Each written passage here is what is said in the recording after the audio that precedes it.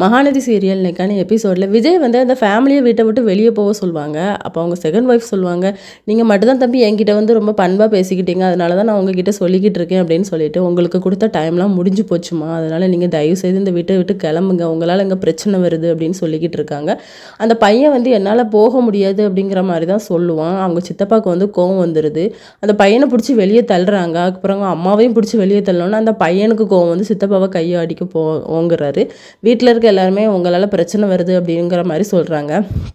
நம்ம விஜய் வந்து போலீஸ்க்கு கால் பண்ணி வர சொல்கிறாங்க. அப்புறம் இவங்க வந்து நாங்கள் தான் சர்டிஃபிகேட்லாம் வச்சுருக்கோம், எனக்கு எங்கள் அப்பாவுக்கும் கல்யாணம் ஆன மாதிரி எங்கள் அம்மா ரிஜிஸ்ட்ரேஷன்லாம் பண்ணி வச்சுருக்கோன்னு சொல்லி அதை காட்டுறாங்க.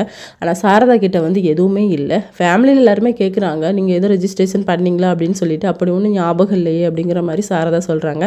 எங்கள் அம்மா தான் ஒரிஜினல் ஒய்ஃபு அப்படின்னு சொல்லிட்டு அந்த பையன் சொல்கிறான். சாரதாவுக்கு வந்து என்ன பேசுகிறேன்னே தெரியல. இதோட இன்னைக்கான எபிசோட் முடியுது.